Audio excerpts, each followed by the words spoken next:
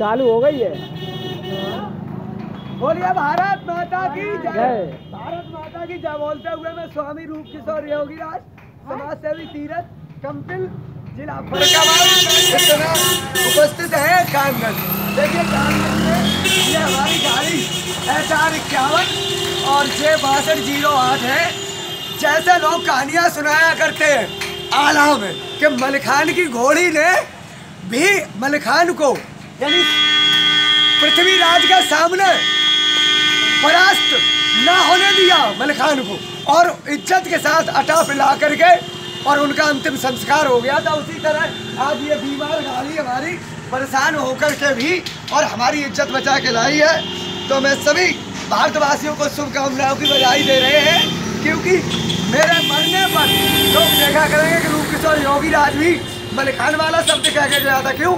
कि मेरे पास धर्म है और जहाँ धर्म है वहाँ पर विजय है। ठीक है, रूप किशोर योगीराज रोटी भी नहीं खाता है और न किसी माता बहन से कोई मतलब 18 काम कर सकता है भारत के मध्य में। ठीक है, जहाँ तक ये वायरल जाए 63,980 25,901 हमारा नंबर है और गाड़ी का HR51 J6208 नंबर है।